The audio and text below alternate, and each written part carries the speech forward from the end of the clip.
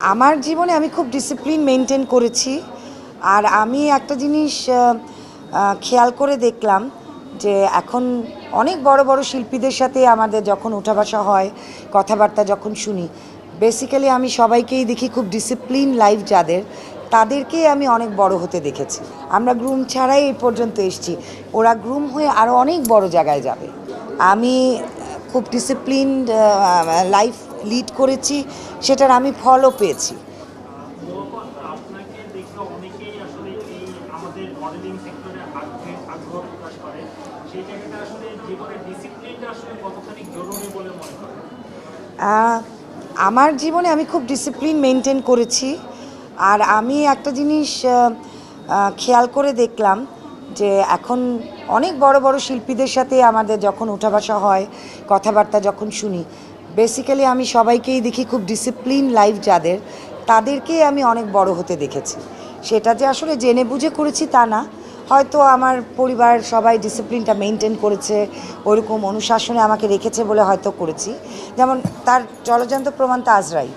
আমি তো ওর সাথে কাজ করেছি যখন, অসম্ভব ডিসিপ্লিন একটা মেয়ে, কোনো কিছু ওর মানে আকস্মিক হয়ে গেছে এরকম আমি দেখিনি। সব সময় আমি দেখেছি ও যেটা প্ল্যান করেছে সেরকম মতেই ও কাজ করেছে। ডিসিপ্লিনটা আসলে শুধু একজন শিল্পীর জন্য না, একজন মানুষের জন্যও খুব জরুরি ডিসিপ্লিনটা। না, আমি আপনার সাথে একমত না। রাইজ করেনি বললে তো আমি কষ্ট পাবো, কারণ আমি ভীষণভাবে এটার পেছনে কাজ করেছি। আমি এবং আমরা অনেকে, তার মধ্যে নোবেলের নাম নিতে হয়, পল্লবের নাম নিতে হয়, ফয়সালের নাম নিতে হয়, তানিয়া, সুইটি, আমরা তখন একটা ব্যাচ একসাথে কাজ করেছি। এবং র্যাম্প মডেলিং যেরকম করেছি, আমরা টেলিভিশন মডেলিংও পাশাপাশি করেছি। এবং এটার পারিশ্রমিক থেকে শুরু করে সব বিষয়ে কিন্তু আমরা অনেক তুলে ধরার চেষ্টা করেছি। আমাদের তখন যে মেকাররা ছিলেন, আফজাল হোসেন, তারপরে সাইদুল আনাম টুটুল, তারেক ভাই, এনারাও কিন্তু আমাদেরকে অনেক সাপোর্ট করেছে। আগে মডেলিংটা যারা করতেন, তারপরে ব্যাচটা আমরা যখন এসছি, তখনও কিন্তু হাতে গোনা মডেল ছিলেন। আমার মাও কিন্তু ওই সময়কার স্টিল মডেলের মানে অ্যাডের মডেল ছিলেন। তো তারপরে তো জিনিসগুলো অনেক বদলেছে এবং আমরা এখন অনেক বড় বড় কাজই তো করি। তারপরে আমাদের পরের ব্যাচরা হলো আজরা, তারপরে আমার পরে ছিল তুপা, ও ভীষণ ভালো নাম করা একজন মডেল। পরে ও কাজ করলো না, কিন্তু এসছে তো অনেক ভালো ভালো কাজই এসছে। এবং যতটুকুই এসছে আমি মনে করি পজিটিভ সাইড, আগামীতে আরও অনেক বড় হবে। এই যে ওরা এত সুন্দর করে গ্রুম করছে ছেলে মেয়েদেরকে, আমাদের সময় তো এগুলো ছিল না। আমরা গ্রুম ছাড়াই এই পর্যন্ত এসেছি, ওরা গ্রুম হয়ে আরও অনেক বড় জায়গায় যাবে ইনশাআল্লাহ। আপনি পল্লবের কথা বললেন, পল্লব তো ঝরে গেছে এবং সেটার কিছু কারণও ছিল। নতুন যারা আসতে চাচ্ছে তাদের জন্য আপনার কি টিপস, মানে কোন বিষয়টা? না, আসলে ঝরে যাওয়া কথাটা আমি বিশ্বাস করি না। এটা যার যার ব্যাপার। এটা অনেকের সময়ের সাথে, আমাদের সময় অনেকেই কাজ করেছেন যারা পরবর্তীতে আর করেননি, হয়তো হয়ে ওঠেনি।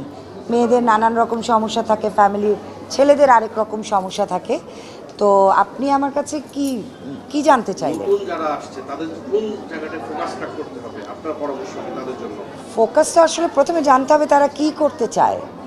এখন অনেকে মডেলিং বা নাচটা একটা সিঁড়ি হিসাবে নেয়, যে নাচ শিখে মডেলিং করব, তারপরে আমরা সিনেমায় হিরোইন হব। তো একটা জায়গায় ফোকাস করাটা খুব জরুরি। হ্যাঁ, সেটার উত্তর তো আপনারা দিতে পারবেন, যে যারা টিকটক করছে তারা এই পর্যন্ত যাচ্ছে কি করে।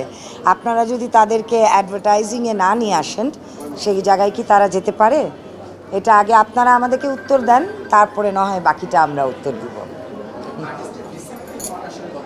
প্রথমেই বললাম যে একটা আর্টিস্ট বলে না, একজন মানুষেরই প্রথমত ডিসিপ্লিন লাইফ মেনটেন করা খুব জরুরি। আমি খুব ডিসিপ্লিনড লাইফ লিড করেছি, সেটার আমি ফলও পেয়েছি। আমি মনে করি আমার বাচ্চারা তো এরকম কোনো সেক্টরে নেই, কিন্তু তাদেরকেও আমি ডিসিপ্লিনটাই মেনটেন করতে বলেছি সব সময়। তো প্রথমত একজন মানুষের জন্য ডিসিপ্লিনটা খুব জরুরি, তারপরে শিল্পী হলে তো এটা অবশ্যই জরুরি। এখন ডিসিপ্লিন যদি আপনার জীবনে না থাকে, তাহলে আপনি তো কাউকে কথা দিয়ে সেই কথা তো রাখতে পারবেন না। তো এটা প্রত্যেকটা ক্ষেত্রেই জরুরি।